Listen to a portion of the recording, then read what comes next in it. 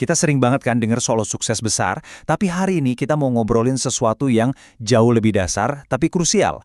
Apa sih yang bikin sebuah organisasi itu nggak ambruk? Kita bakal bongkar kerangka tata kelola internal, si benteng senyap yang kerjanya diam-diam, tapi jadi penentu utama kelangsungan hidup sebuah organisasi. Nah, ini dia intinya. Ancaman paling bahaya itu seringnya bukan yang gede, yang kelihatan langsung, tapi justru pengikisan pelan-pelan yang nggak kita sadari. Coba deh bayangin retakan-retakan kecil di bendungan.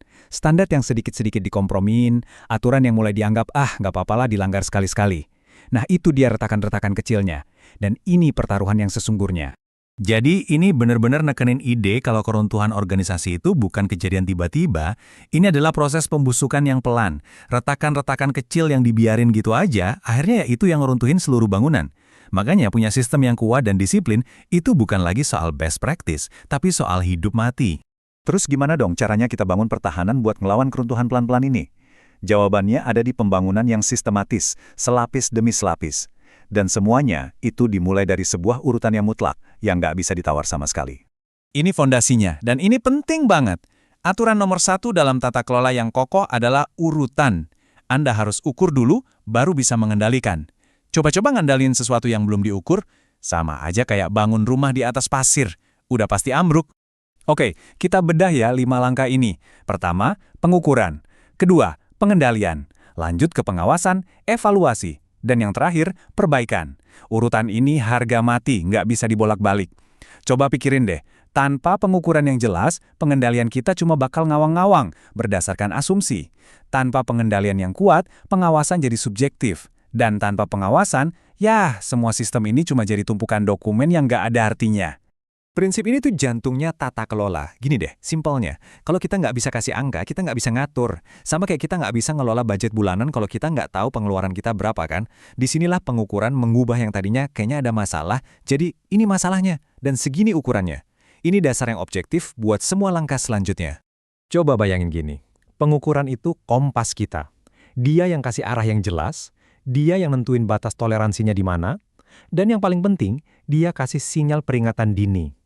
Tanpa kompas ini, organisasi kita tuh kayak kapal jalan buta di tengah laut.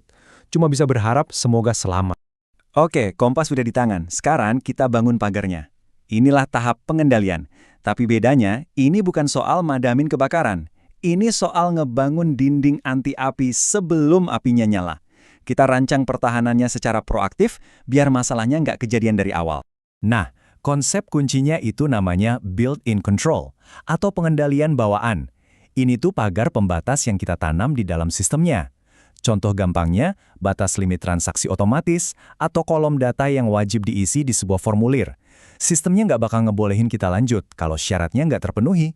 Sistemnya sendiri yang ngunci risikonya, bahkan sebelum prosesnya jalan. Ciri-cirinya jelas banget.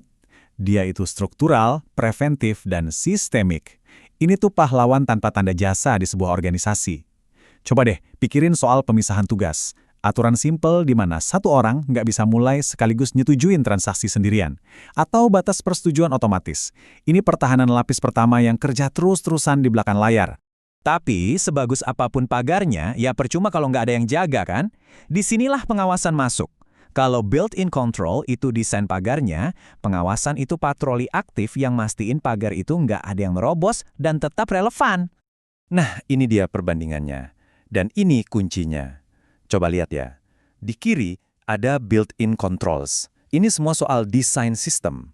Ini arsitekturnya. Di kanan ada pengawasan. Ini semua soal pelaksanaan. Ini penjaganya yang lagi patroli. Yang satu itu preventif dan struktural, yang satu lagi detektif dan menyangkut perilaku.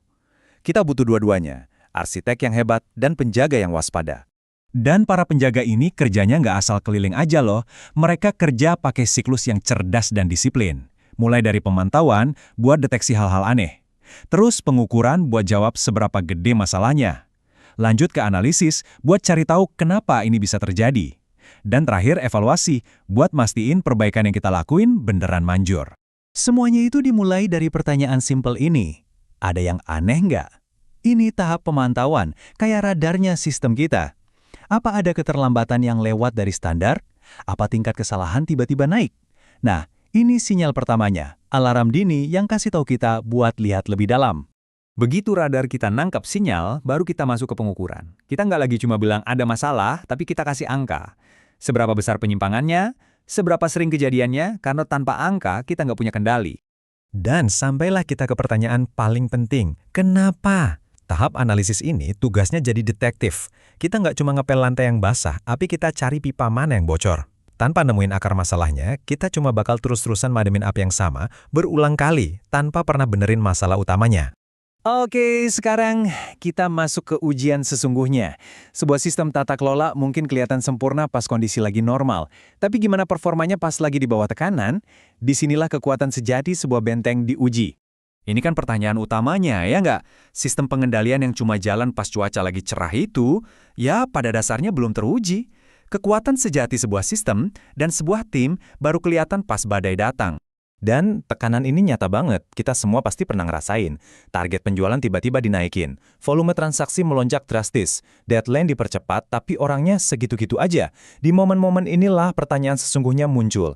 Kontrolnya mulai dikompromiin nggak? Standarnya diturunin nggak demi kecepatan? Jawaban dari pertanyaan ini yang nentuin, apakah sistem kita ini beneran benteng atau cuma pajangan dari kardus? Nah, bangun dan jaga semua ini tuh kerjaan sunyi. Nggak ada sorotan lampu, nggak ada panggung. Tapi imbalannya adalah sesuatu yang jauh lebih dalam dan abadi. Kerjaan ini membangun tata kelola yang kuat nggak akan pernah masuk berita utama. Nggak akan ada yang ngasih kita piala karena sebuah bencana tidak terjadi. Tapi justru inilah nilai sejatinya. Mungkin nggak dapat tepuk tangan, tapi dia mencegah retakan-retakan kecil yang bisa ngeruntuhin semuanya. Dia jaga organisasi tetap kuat dari dalam. Sistem yang sehat itu nggak bikin drama atau sensasi. Malah sebaliknya, dia jaga arah. Dia mastiin kapalnya tetap jalan stabil, bahkan pas badai datang. Stabilitas mungkin nggak seheboh krisis, tapi buat jangka panjang, stabilitas itu segalanya. Jadi pada akhirnya, ingat ini deh. Semua kerja disiplin buat ngukur, ngendaliin, dan ngawasin ini, itu bukan cuma soal memenuhi aturan atau centang-centang kepatuhan. Anda lagi ngebangun sesuatu yang jauh lebih berharga. Anda lagi ngebangun warisan berupa sistem yang sehat dan budaya yang nggak gampang kompromi. Anda sedang membangun warisan kepercayaan. Dan itu adalah warisan yang dampaknya selalu terasa, meskipun mungkin nggak selalu kelihatan.